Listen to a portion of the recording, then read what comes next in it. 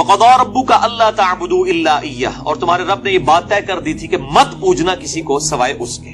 پہلی کمانڈ تھی توحید. دوسری وَبِالْوَالِدَيْنِ إِحْسَانًا، اور ماں باپ کے ساتھ احسان کرنا. قرآن حکیم میں کم از کم 4 مقامات پہ توحید کے فوراً بعد اللہ تعالیٰ نے ماں باپ کا ذکر کیا، اور اس کا ضربہ سنام ایپیکس یہ ہے سورہ بنی اسرائیل. اس سے زیادہ کہیں نہیں ڈیٹیل آئی ہے، اور نہ سینسٹیویٹی کا لیول. اما یبلغن عندک الکبر، اگر وہ پہنچ جائیں تمہاری موجودگی میں بڑھاپے کی حالت کو، احدہما او کلاہما، چاہے دونوں میں سے ایک چاہے دونوں. وہ صحیح مسلم میں حدیث ہے، آپ صلی اللہ علیہ وآلہ وسلم نے فرمایا کہ برباد ہو جائے وہ شخص جس کو ماں باپ دونوں یا دونوں میں سے کوئی ایک بڑھاپے کی حالت میں ملے اور ان کی خدمت کر کے جنت نہ کما سکے. یہ صحیح مسلم میں ہے. مسلم میں تو اتنی ہی ہے، لیکن ترمذی کے اندر اور مستدرک للحاکم میں وہ بڑی ڈیٹیل حدیث ہے کہ آپ صلی اللہ علیہ وآلہ وسلم 3 سیڑھیاں چڑھے. پہلی سیڑھی پہ فرمایا آمین، پھر دوسری پہ آمین، پھر تیسری پہ آمین. پوچھا گیا تو آپ فرمایا کہ جبرائیل علیہ السلام آئے تھے، انہوں نے کہا کہ آپ اللہ کے رسول صلی اللہ علیہ وآلہ وسلم میری دعا پہ آمین کہیں کہ برباد ہو جائے وہ شخص جس کے سامنے آپ کا ذکر ہو اور وہ آپ پر درود شریف نہ پڑھے، اللہم صلی علی محمد وعلی آل محمد. تو میں نے کہا آمین. پھر انہوں نے کہا کہ برباد ہو جائے وہ شخص کہ جس کو ماں باپ یا دونوں یا دونوں میں سے ایک کو بڑھاپے کی حالت ملے، ان کی خدمت کر کے وہ جنت تک کما سکے. میں نے کہا آمین. اور تیسرا، برباد ہو جائے وہ شخص جس کو رمضان کا مہینہ ملے اور وہ اپنی مغفرت نہ کروا سکے. آپ نے فرمایا آمین. مختلف طریق میں یہ ترتیب ڈیفرنٹ ہے. بہرحال یہ تینوں باتیں، اور مسلم شریف میں اتنے الفاظ ہیں، وہ صحیح مسلم میں کہ برباد ہو جائے وہ شخص جس کو ماں باپ دونوں یا دونوں میں سے ایک بڑھاپے میں ملے اور وہ ان کی خدمت کر کے بخشش نہ کر سکے. یہ تو ایک ہے. یہ سائملٹینیس کنٹراسٹ دوسری طرف یہ ہے کہ اگر وہ پہنچ ہی جائیں تمہارے سامنے دونوں یا دونوں میں سے ایک بڑھاپے کی حالت میں، فلا تقل لہما اف، ان کو اف تک بھی مت کہنا. اف کی ٹرانسلیشن پنجابی میں ہو سکتی ہے آپ کہہ رہے ہیں کہ جی تسی یہ کہو جو چپ کر کے بیٹھے رہو، تانوں نہیں پتا. یہ تے اللہ دے بندے ہو، یہ تے گال ہے. اللہ دے نزدیک تو اتنی بڑی یہ چیز ہے. اللہ تو کہہ رہا ہے کجروی سے یہ بھی نہیں کہنا ہوں، یعنی وہ بات کر رہے ہو اور آپ ان کو صرف اتنا رسپانس کرتے ہیں، بس ایویں لگا ہوئے نے، یہ بھی نہیں، جملہ بھی نہیں بولتے. آپ کہتے ہیں ہاں تاک لے، یہ اس کو منع کیا گیا ہے. وہ تو بہت بڑی بات ہے. ان کو اف تک بھی مت کہنا. ولا تنہرہما، اور ان کو مت جھڑکنا. وَقُلْ لَهُمَا قَوْلًا كَرِيمًا، اور بات بڑی نرمی سے ان کے ساتھ کرنا. وَاخْفِضْ لَهُمَا جَنَاحَ الذُّلِّ مِنَ الرَّحْمَةِ، اور اپنے عاجزی کے ساتھ کندھے جھکا کے رکھنا ان کے سامنے. یعنی آپ غیر اللہ کے سامنے جھک نہیں سکتے اتنا کہ آپ کے ہاتھ گھٹنوں تک لگ جائیں. ماں باپ کے سامنے بھی آپ اتنا جھکیں کہ ہاتھ گھٹنوں تک نہ لگیں، یعنی حالت رکوع نہ بنے. اس سے پہلے یعنی آپ نے ایسے ان کے سامنے رہنا، جی ابا جی، جی امی جی، اس طرح اپنے عاجزی کے ساتھ کندھے جھکا کے رکھنا. وَقُلْ رَبِّ ارْحَمْهُمَا كَمَا رَبَّيَانِي صَغِيرًا، اور ان کے لیے دعا کرنا ہے رب ان دونوں پر رحم فرما جس طرح بچپن میں انہوں نے مجھے رحم کر کے پالا تھا. اور یہ وجہ بھی بتا دی کہ بچپن میں چونکہ انہوں نے پالا ہوا ہے، سب سے لاچار انسان کا بچہ ہے. بلی کے بچے کو آپ اس ٹیبل پہ رکھ دیں نیچے نہیں گرے گا، اور انسان کا آپ سال کا بچہ بھی رکھ دینا، وہ اگر کروٹ لیتا ہے تو گر پڑے گا. اس کو نہیں عقل کہ میں نے نیچے گرنا ہے یا نہیں گرنا. اتنا لاچار ہے انسان. اسی لیے انسان کے ماں باپ کو اتنا حق دیا گیا، چاہے وہ مشرک ہی کیوں نہ ہو. دنیاوی معاملے میں ان کے ساتھ معروف طریقے سے چلنا ہے. یہ حضرت لقمان کی جو نصیحت ہے، میرا بھی وہ لیکچر بھی ریکارڈ ہوا ہے، مسئلہ 176 میں نے بتایا. ربکم اعلم بما فی نفوسکم، یہ آپ کی بات کا جواب آ رہا ہے. تمہارا رب خوب جانتا ہے جو تمہارے جی میں ہے. ان تکونوا صالحین، اگر تم نیکوکار ہو، اچھے ہو، یعنی تمہاری عادت نہیں ہے بدتمیزی کرنے کی، کبھی کبھار کوئی تھوڑا سا سکپ آف لینگویج یا سلپ آف ٹنگ ہو جاتی ہے، فَإِنَّهُ كَانَ لِلْأَوَّابِينَ غَفُورًا، تو پھر بے شک اللہ تعالیٰ توبہ کرنے والوں کی توبہ کو قبول کرتا ہے. یعنی عادی مجرم نہ ہو. ان تکونوا صالحین، اگر تم عادی مجرم نہیں ہو، عام حالت میں تمہارا بڑا اچھا ایٹیچیوڈ ہے، کبھی کوئی اسٹیٹ آف مائنڈ ایسی تھی کہ کوئی بات غلط نکل گئی، فوراً توبہ کرو. توبہ اللہ سے بھی کرنی ہے، ان سے بھی معافی مانگنی ہے، اللہ تعالیٰ معاف کر دے گا. لیکن یہ معاملہ بہت سینسٹیو ہے جی. اب دیکھیں کہ ہم دنیاوی معاملات میں بھی، یعنی سوئی گیس کی وجہ سے آپ کو پتا ہے کتنے لوگ ہیں جن کے ساتھ ایشو بنتے ہیں.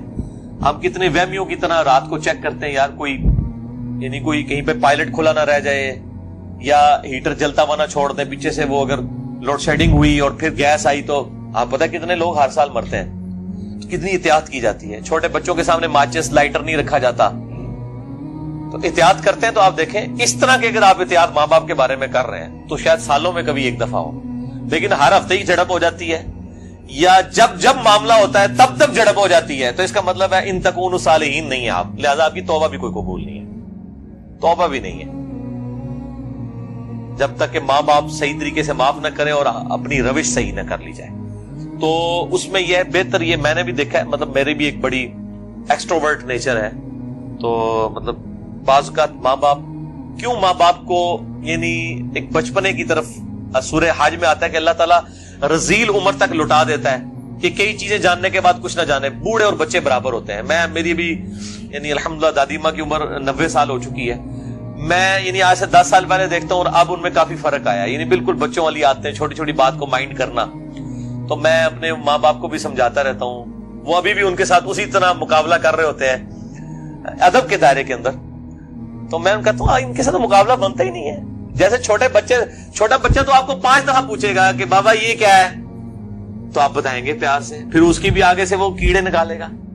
تو اب وہ کئی بار بھول جاتی ہیں، مجھ سے بار بار پوچھ رہی ہوتی ہیں، تو میرے سامنے یہ آیات ہوتی ہے نا، تو میں وہ 10 دفعہ ایک بات اگر مجھ سے پوچھتی ہیں نا تو میں 10 بار جواب دیتا ہوں. میں یہ نہیں کہتا میں تو کل بھی دسیا سی، کیونکہ ظاہر ہے کہ اس عمر میں پہنچ کے رذیل عمر میں یہی کچھ ہو جاتا ہے.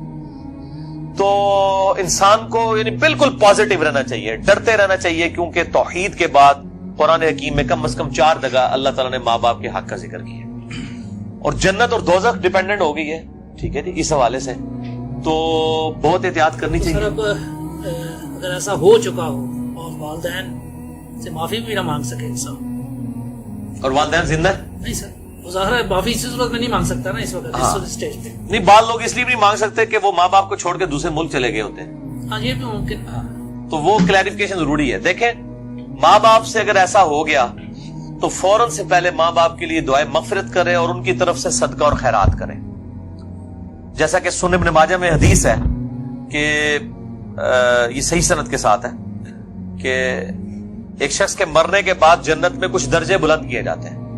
تو پوچھتا ہے اللہ یہ میں نے نیکی نہیں کی تھی، یہ کیوں میرے درجات بلند ہوئے؟ تو اللہ تعالیٰ فرماتا ہے تیری اولاد نے تیرے لیے استغفار کیا تو اس کی وجہ سے ہی تیرے درجات بلند. اولاد تو انویسٹمنٹ ہے. صحیح مسلم میں حدیث ہے کہ مردے کو 3 اعمال کا ثواب ملتا ہے. نمبر 1 صدقہ جاریہ، وہ ملنا بھی چاہیے، اس نے خود کیا. امام بخاری نے بخاری لکھی ہے، ثواب ان کو ملنا چاہیے. میری اب ویڈیوز ریکارڈ ہو رہی ہیں، میرے مرنے کے بعد بھی لوگ دیکھیں گے، اس کا ثواب مجھے ملنا چاہیے کیونکہ میں نے الحمدللہ اس پہ محنت کر کے اللہ کے لیے اخلاص کے ساتھ ریکارڈنگ کی ہے. تو میرا ہی عمل ہے، مجھے مل رہا ہے، مرنے کے بعد بھی ملے گا.